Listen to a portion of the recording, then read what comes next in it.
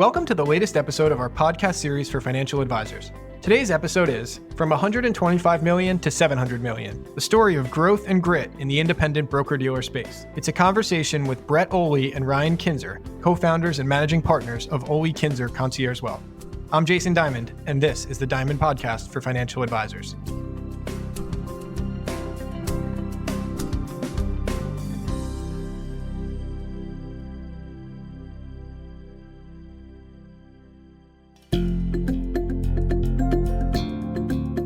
At Diamond Consultants, our mission is to help advisors live their best business life.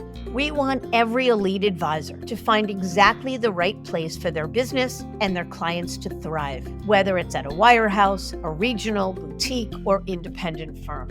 As the industry's leading recruiters and consultants, we've transitioned more than $250 billion in assets under management in the past decade, and each year, 25% of transitioning advisors who manage $1 billion or more are our clients.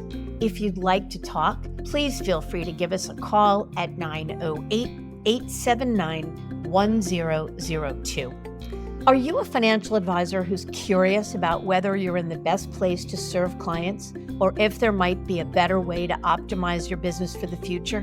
Should I Stay or Should I Go is a new book that serves as a self-guided journey, walking you through the key steps that Diamond Consultants takes with our advisor clients, whether considering change or not.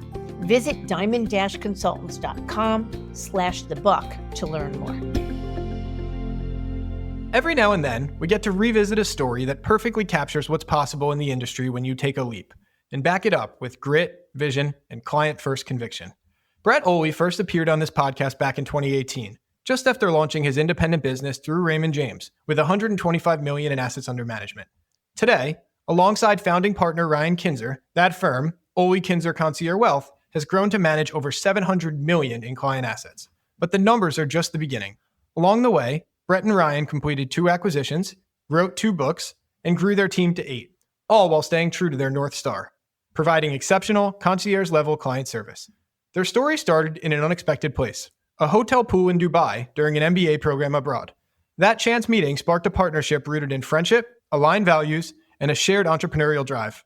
After time at UBS, Brett and Ryan made the leap to independence, young and hungry to build something meaningful.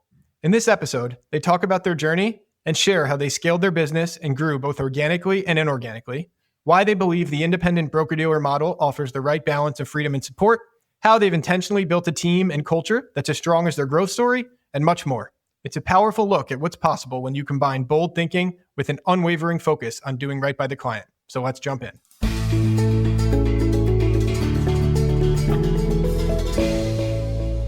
Brett, Ryan, thank you so much for joining us. We've actually had you back on the show, Brett, back in 2018, and you had just launched your business. At the time, it was around $125 million in assets, but catch us up. Just remind our audience of your background, your career in wealth management. Brett, as our repeat guest, we'll start with you, and then Ryan, please, same question. Wow, time does fly. I'd say 7 years since we last spoke on here. It was really honored to be back there with Lemony Diamond, and now again with you. As her son, love to see that legacy continued, all the success you've had there, Diamond Consultants. So thank you for having us, Jason. I grew up in a small town by the name of Vermillion on the southern shore of Lake Erie. It's about 45 minutes west of Cleveland.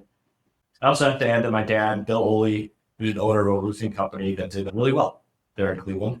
And I was always overhearing his conversations, seeing him engage in the adventures of capitalism, just seeing how well he took care of people in his company and with his customers. So really a special thank you to him. My mom balanced that as well by encouraging and believing in me, keep my feet on the ground, but to reach for the stars. Both really just solid role models. Fast forward a bit, I earned my undergrad degree from Georgetown University, double major in finance and management with a concentration in new and small business. And that second and last semester of my senior year, I had an adjunct professor at Georgetown. His name was Will Flannery, who taught entrepreneurship. My favorite class in all my years there. Will at that time was also actively a financial advisor at UBS in Washington, D.C. I believe he still is. We stay in touch a bit. And his class was just different. To me, he brought a fire to what he did. And I have takeaways from that class that I still apply today.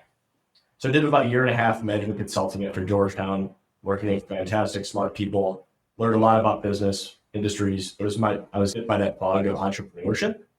And I just had that fire inside me. So I called Will, 2005. We met up for dinner in Washington, D.C. and laid out my plan to him. I was going to move to Fort Myers. My parents, they lived in Florida at the time as residents, and secure a career there at UBS as a new financial advisor. So I flew down here, Fort Myers, met with Dino Ragazzo at the time, the ranch manager at the UBS. They interviewed me. Thankfully was hired. Soon thereafter, I was driving down to Florida. I had to do the 7 and 66 in Boulder. So completed that new FA program, getting my broker ID in the spring of 2006. And from there, after just 48 months, our class had dwindled from 55 trainees down to 3 of us. By October 2017, I was running a successful practice at UBS, roughly 85 million in assets under management, but just wanting more and feeling limited. I really just felt restrained there. And after a lot of research, looking at different practices and firms out there, I made the jump fully independent through Raymond James Financial Services, through their channel. And not to pat my back ever, but it was a testament, I think, just to client care. My assistant and I brought over 99% of our clients, showing that people really did business with their advisor, not their firm. Shortly thereafter, I met Ryan Kinser right around that area. And again, I always say the best part of earning my MBA at University of Florida in 2013 was meeting Ryan. We were first friends, but in getting to know him further after he himself joined UBS in Naples, I could tell that we were just cut of the same cloth, carrying that internal entrepreneurial fire and looking to really build out something special and amazing for our clients. We joined forces on May 11th, 2018, just 7 years, almost to the day here, starting Oley and Kinser Concierge Well. And now we're about 125 million together with one assistant, just 900 square feet of office space, but we had some big aspirations. Fast forward another 7 years to where we are now. We built a team of 8, managed about 700 million in assets, acquired 2 books of business, authored 2 books, picture now 3,000 square feet office. There's a lot of room here. And built an amazingly well-run enterprise. All a bit hair-raising, but a whole lot of fun. I've been grateful for him as my partner, how much our team and our practice has grown. We still work really hard, but it is super fulfilling. I love it. There's a lot there, but Ryan, I'll give you a chance to answer. Same question. You want to just add on anything on the background points? Thanks, Jason. I'll start my story after graduation from the University of Central Florida. I actually started my career formally at Citigroup in July of 2009, off the financial crisis, which was an interesting time in the industry, as we all know. Citigroup at the time was hiring young analysts out of school with the goal of using technology to create operational efficiencies. And I was on the global custody side of the business. And I quickly learned Visual Basic and SQL coding, which we use to automate and streamline those processes. The experience handling and managing data actually led me to the business intelligence unit within Citigroup's global custody division. And there I was fortunate to have a great mentor at Citi, a gentleman by the name of Michael Halava that was located in London, of all places. Michael provided me with a great opportunity and actually taught me a tremendous amount about business analytics and data management. At the time, I never thought the data analysis experience would eventually benefit me in the wealth management industry, but it does on nearly a daily basis. While at Citigroup, I began the professional MBA program at the University of Florida, Go Gators. The program provided the opportunity to study abroad in Abu Dhabi and Dubai that year. And aside from being an incredible experience, the decision to participate in the Study Abroad program changed my life. Brett also made the same decision, and we actually, believe it or not, met at the pool at our hotel in Dubai. We chatted quite a bit, and I mentioned my ultimate goal was to make the move over to the wealth management side of the business. We kept in touch following the program, and Brett was instrumental in my shift over to the wealth management side of the business.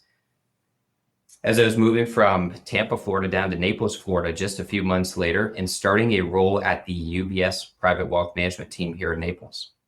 At the same time, I was working on both the certified financial planner and chartered financial analyst designations. I moved on from the UBS private wealth management team and began building my own book of business at UBS. And then Brett and I continued to be in touch. We were very close friends, and we eventually moved our books of business over to Raymond James Financial Services, with Brett making the move in October of 2017, and then myself following shortly thereafter in May of 2018.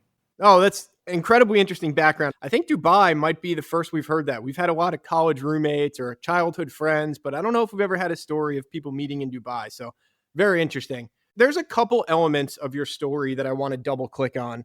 Certainly the training program. I think it's fascinating, the idea that the training program went from 55 to 3. But before we even get there, what caught my eye with your breakaway story, your move to independence, was you transitioned from UBS to RJFS with relatively small amount of assets. And we get this question a lot from advisors. Like, do you feel like there's a minimum size that's needed before you consider a leap to independence? And how did you guys think about that at the time? Great question. I guess it depends on a number of factors for anyone. There's just no real perfect time. I think I had 3-month-old at the time. It's always difficult, but again, no perfect time. We really encourage your listeners that haven't made the jump to really explore your options, know the pros, cons, and why this may make sense for them, their family, clients. But in any case, I think always just moving in that direction. It's not a question of so much like if, but when, I think, for most people, and just slowly making progress. And they know the potential risk better than anyone. We knew the risk really well going into it. Just keep in mind that risk, again, is only going to grow with time. As both you, your firm, they're going to continue to grow roots. And we always just think big picture, but just life's not a dress rehearsal. This is it. We have no regrets. Supremely pleased with where we are in making the jump to independence. I don't know, maybe just throwing out a number. I'd say perhaps 50 million in assets nowadays, really make it worth it. I felt like Ryan and I did it just the right time. And a lot of people say like, I wish I did it sooner. But again, we had to do it right.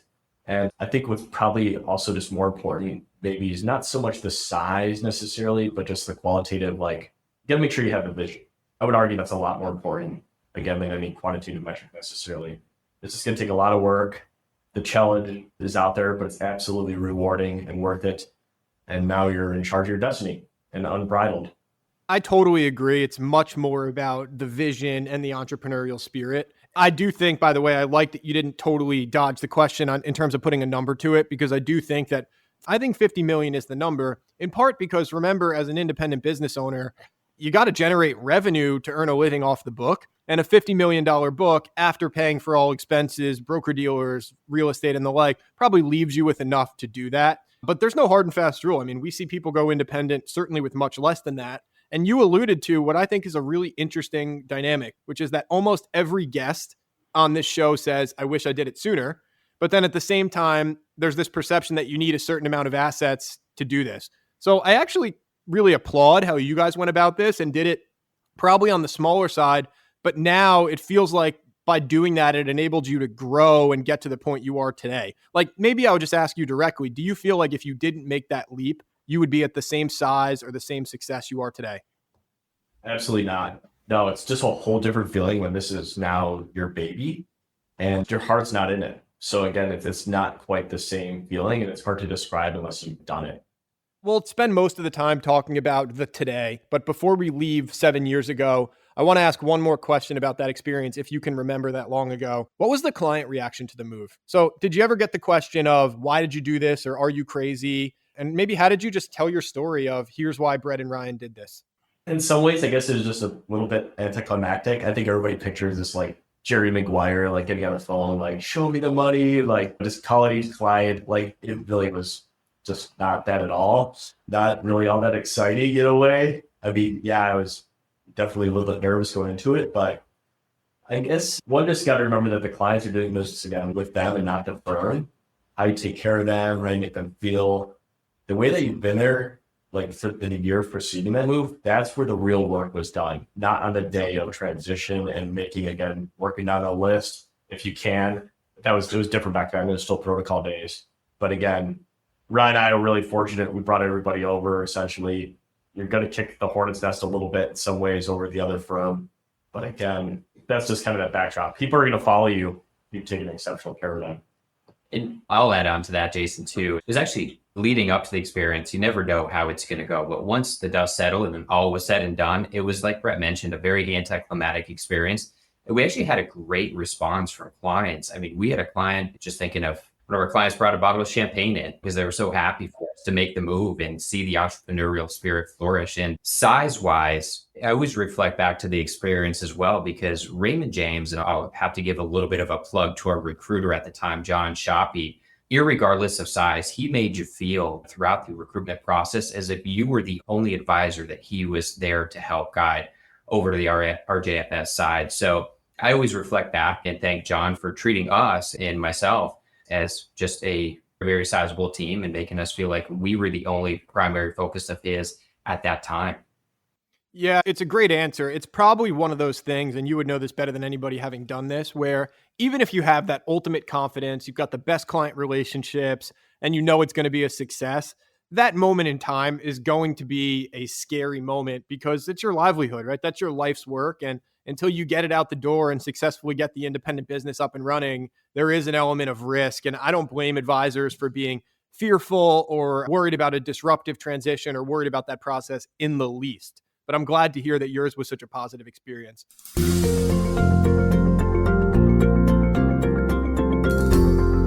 I want to fast forward now to today. You've basically, by my math, 5x'd the business, over 500% growth. This is a hard question, but if you had to point to one driver of that extraordinary growth, what would it be? I think the foundation of what we do, Brett and I are great friends, we're business partners, but most importantly, we're both dedicated to putting in the hard work it takes to build a successful business. I think when we really reflect back, a lot of what we do is in the business on a day-to-day basis, of course, but we make sure we find time to work on the business. And that's important. You always work in the business, but you want to make sure you have time to work on the business. And we do that each quarter, which that actually primarily consists of myself inviting myself over to Brett's house for dinner. I think we both also value our time very much, and we're willing to spend money to hire phenomenal team members. And we believe that we, right now at the moment, have a truly exceptional team. We recognize that we can both individually only do so much. So again, I'll go back to the sports terms. What we try to do is put our playmakers in a position to make the plays. And that additional time by having the right people, that allows us to spend time with clients and working on business development initiatives as well. And we are, I will admit, we're fortunate to be in a state where there is a constant inflow of new residents. So the geographic location and the high concentration of wealth here in Naples does help as well. Totally fair. And by the way, I don't think that's unique just to Naples or South Florida. There's a number of advisors now who follow the money and have ended up in what I call like the new money centers, right? Charleston, Nashville, certainly some of the South Florida markets. I don't think that's a story that's necessarily unique to Florida. That's a really fair and honest assessment of what got you from there to here. We're big Jim Collins fans, and he talks about having the right people on the bus. And it sounds similar to what you're describing, putting your playmakers in position to succeed, even if ultimately, by the way, you guys are not those playmakers. I think that's one of the things that some advisors, especially wirehouse advisors or ex-wirehouse advisors, sometimes struggle with the leap to independence is your world or your day-to-day at least changes from being 100% financial advisor because the firm takes care of just about everything to being really player coach, to continue your sports analogy. Is that a fair statement? That absolutely is a fair statement. Okay. Let's talk now. The fact that you have bought 2 books in a pretty short period of time is extraordinary. We get asked this question quite literally every day. I want to buy a book. I'm interested. What's the process like, etc. So I want to spend some time now talking about your acquisitions. First of all, tell me about the process. Was it enjoyable, cumbersome, time-consuming, easy, hard? Give me some specifics about what that was actually like. Yeah, that's a great question, Jason. Brett and I actually view the inorganic side of our business similar to that of the organic side. We're very seasonal here in Naples, so we primarily focus on the organic growth aspect of our business, really from the November through April timeframe. But then we shift gears over to the inorganic side, being our primary driver in the summer months. We have an entire prospective advisor process in place where we take the time up front to understand truly what's important to the selling advisor. And then we have an entire succession planning deck prepared, highlighting our experience in acquisitions, highlighting our goal, which is a win-win-win scenario for the clients, the selling advisor, and of course, us, our team. We highlight our strength in infrastructure of our team, in the ability and capacity for us to handle an acquisition, and then the exceptional care we'll take of the clients and of course, the selling advisor's team members. The first acquisition that we did was a longtime friend. Brett knew Mark McCaw and the McCaw family from his UBS days. And we kept in close touch with Mark and met on a quarterly basis to chat about our businesses. And we were also Mark's catastrophic successor. One day, we received the call that you never want to receive. Mark did have a terminal illness, and we nearly immediately began the planning process. All said, Mark did an absolutely incredible job ensuring a successful succession took place, both for his clients and also his family. We spent a tremendous amount of time prior to the acquisition preparing client communications, spending time sitting down, reviewing each client scenario with Mark to learn as much as possible ahead of the introductory meetings. And then we pride ourselves on military-like precision. And we actually had about a 15-page step-by-step, day-by-day guide to ensure our execution of the succession plan was done with precision. And I will say Raymond James' succession planning division was also incredibly helpful in the process. And we're fortunate to have great relationships with the succession planning division, and specifically Keith Copperroot and Robin Ucci. They were our guide along the acquisition journey. That's a really good explanation of the first deal, certainly. Was there teachings from closing that transaction that you were able to apply when it came time to do this again? Were you more excited the second time too? That's a great question, Jason. We absolutely were. We have seen the process from end to end, and now we fully understood what it took to successfully acquire a practice.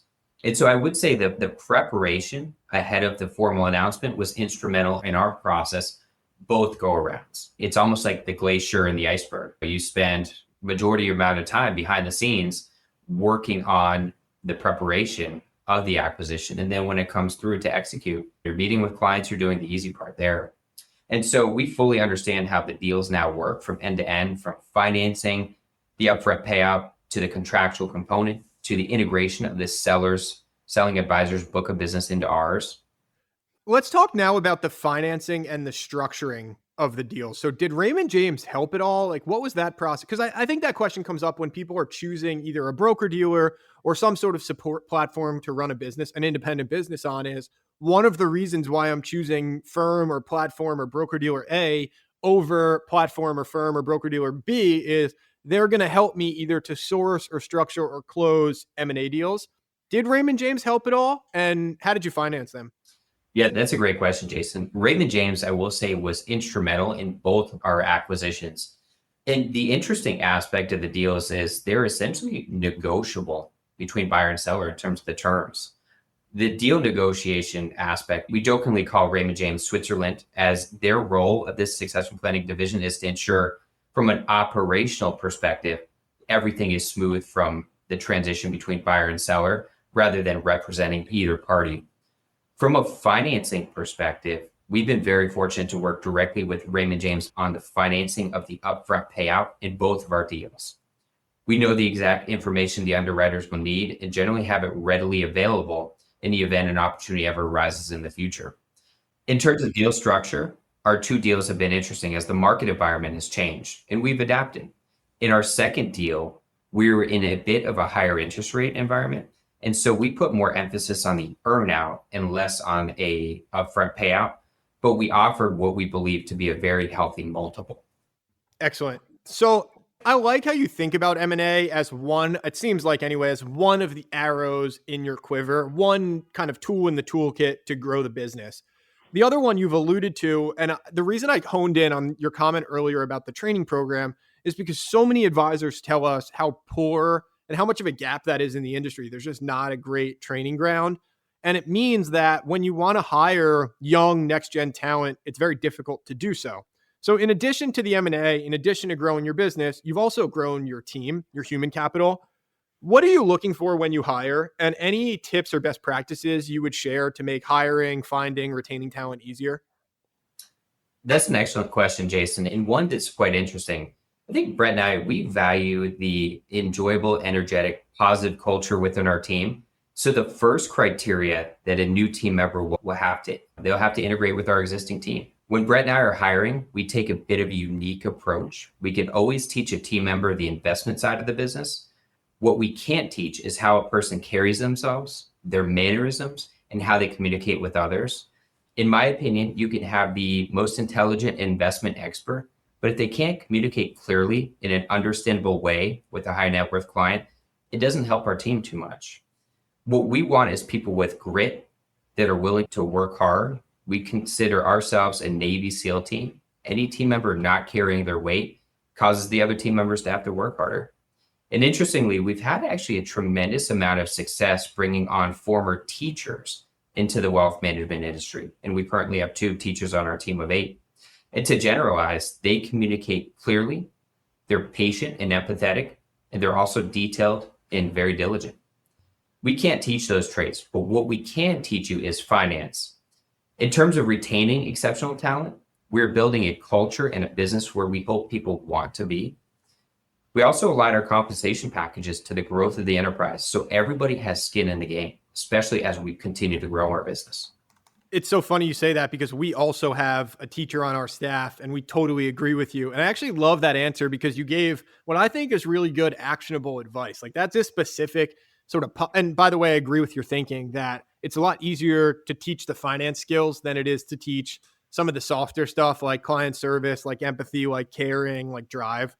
That ties nicely into this concept of culture. And I know culture is a buzzword and a lot of people throw it around, but one of the things you said to me offline, or maybe it's from your website, is that you've built a fulfilling practice and culture for your team. Can you explain what you mean by that? Tell me about your culture. How do you guys define it? Yeah, I'd say, again, totally. Culture is kind of the heart and the soul of your business. It's sometimes hard to put into words, but again, just what you have there, that environment that you created. We really believe in an empowered team. Again, what we're trying to do is create that environment where they can flourish and be part of something exciting and expanding enterprise. I know some of those may just sound like buzzwords, but again, we really try to cultivate that and create it here. Regardless of change and growth, there's going to be all kinds of crazy things that happen in the world and interesting things that happen in clients. And we got washed out in a hurricane. But again, throughout all of it, it's staying together and working together as a unit. It's really got to be durable. So we want a place, an environment, again, where our team members are fulfilled, generally loving what they do. Not every day is roses for all of us. But again, for client dealings, for one another, we should all be working together. We've really built that, I'd say, that enterprise that's focused on growth, which is just exciting. I think whether it be personal or professional goals, always looking forward to something. And again, like I said earlier in the conversation, just keeping our feet on the ground, which is important too. Never get too big of an ego. That can happen a little bit sometimes in this industry, but also just reaching for the stars. It's just important to be part of that and something that's creating where we feel that we're all part of that together. What I find interesting there is you talk about creating a place where people want to work, an exciting place to work. And I think what you're talking about is your independent wealth management business, but it's not lost on me that you also affiliate with Raymond James. You have a support partner, a broker dealer behind you. I ask this question anytime we have an independent broker dealer guest on the show, because most advisors who consider an independent broker dealer are also at least curious about the RIA space. So I'm wondering, do you ever feel like you've outgrown the broker dealer model? Did you 7 years ago or today ever consider the more pure play RIA space, or do you feel really well served in your current setup? Another great question. It's interesting because I've seen personally both sides. I know Ryan has as well there. Myself having 12 years at UBS, their employee channel, now 8 years in the independent channel through Raymond James Financial Services. But I guess right now we're just really very happy and it's working really well. Limitations, I think right now, again, if you got to think of anything, again, really a reach. Sometimes, especially in the independent channel, riding down that a little bit. Just in the beginning, maybe you feel a little bit on an island, I guess. We just think it's so important to share best practices, learn from others, just discuss your successes, areas of improvement, even failures with your teammates. And it's sometimes just hard to do that if you're a solo independent assistant. But at the same time, we do feel like, again, people in the independent space, they're no longer trailblazers. There's tens of thousands out there. So just make friends with your, again, broker dealer friends. They may go independent someday too. You never know. Meet other independents in town, breakfast, lunch, coffee, conferences. Just last week, the 8 of us on our team, we went up to Orlando for our Raymond James National Conference. But again, just circling back to your question there, I think for where we are right now, it's Goldilocks. Are we ready for RIA? No. Are we ever going to go there? Who knows exactly? But again, it's just working so well right now. We're just really happy. We feel like it's a really good, kind of good place. Hey, if it ain't broke, don't fix it. Absolutely believe in that. And it sounds like Raymond James has been a really good partner to you. So I want to ask now two more kind of concluding questions here. One is about marketing and the autonomy around marketing. That's certainly a big driver of, I don't want to say necessarily that's the reason why everybody moves to independence, but it's a major pain point among wirehouse advisors. This idea that I can't communicate freely with clients, or COVID was a big example. In the middle of all this turmoil, amid crazy market backdrops, I'm not allowed to send a video or a message to my clients without 7 layers of approval. And it takes 2 weeks. And by the time I get it approved, it's stale. Obviously, in the independent space, the world is your oyster. And you guys have really lived that ethos. You've written 2 books. So I'm wondering why and how. Like, tell me a little bit about that process.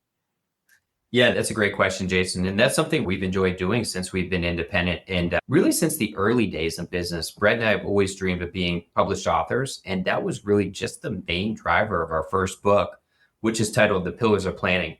We essentially wanted to share an easy to understand, layman's terms overview of each of the planning concepts that we navigate clients through on a daily basis, from financial planning to the components of a great investment recipe to estate planning, and more recently, even behavioral finance, which would be applicable.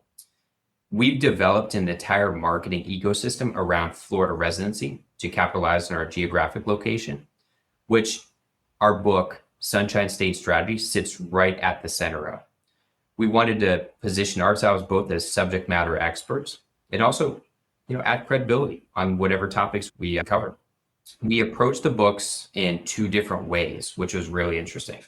With our first book, The Pillars of Planning, we literally started with a blank Word document, and it took about 2 years to write, edit, and publish the book. It was very time consuming, but a very cost-effective process. On the contrary, with Sunshine State Strategy, we took a completely different approach, and we actually hired a professional book publishing company to help us navigate the process and actually ghostwrite the book with our informational guidance. That was a very efficient process, but naturally a much more expensive process.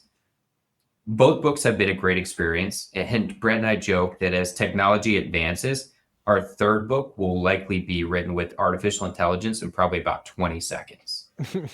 Probably not so much of a joke, for better or worse, actually. That's very funny.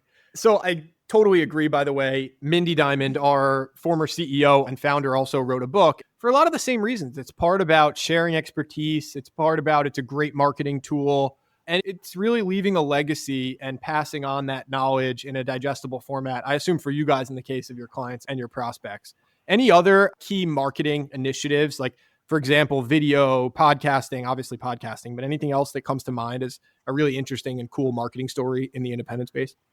Yeah, I think one of the ones that stemmed a little bit from the, COVID days, Ryan and I were here at the office. We're still trying to reach out to people. And so what we started was, we call it monthly meetings. And on our website, it's oleykinserwealth.com, give a little plug, but it really gives a video every month. We've done this, I've done like 60 of them, I think.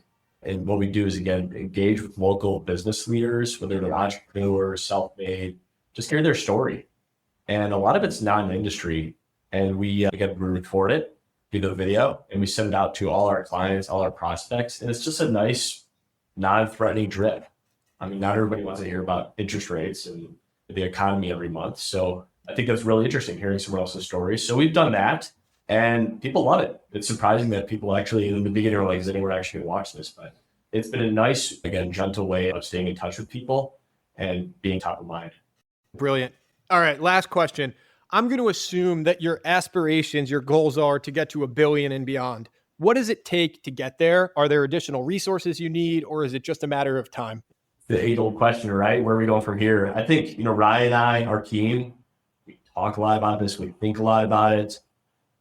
I just say right now, Ryan and I, we say that we're going to aim to be in the top 5 practices at Raymond James in terms of production. But beyond all that, I think just enjoying what we do. I'm 43, Ryan's 38. We could be really super successful, doing really well financially, but if we're not happy and not looking forward to this, that's no fun. So I think just as we grow, we would say quality first over quantity. And again, I know that maybe sounds a little cliche, but always taking care of our existing clients, as we grow, we're going to pursue larger relationships. But again, just always making sure that this is something that we just love doing. Progress, healthy challenges to look forward to, taking care of our team. I'd say additional acquisitions are definitely on the radar. We've got a 2 to 3 in the works right now. And just, I think, always enhancing, fine-tuning that recipe, that Kaizen, that Japanese philosophy on continuous improvement. That's just like our lifeblood in terms of just making things better here. So I guess at the end of it, maybe just looking back at what we built someday, it'd be really cool to create something truly unique, special for our team, clients, our families. I guess just something that we're proud of, that we did it right. So maybe not all about money, but that'd be cool too if that all came together. And that's what we're working on.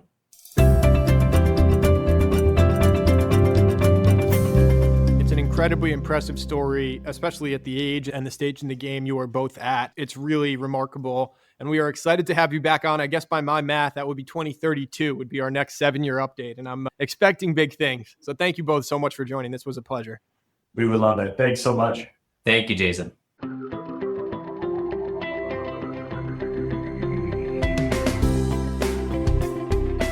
As a financial advisor, you hold yourself to the highest standards of integrity, honesty, and credibility. You are successful because you take your professional responsibilities seriously and are dedicated to your clients. But are you living your best business life? Are your goals aligned with your firm's, or could a better option exist? Should I Stay or Should I Go is a book written with you in mind. It's a self-guided journey that walks you through the key steps that we take with our advisor clients.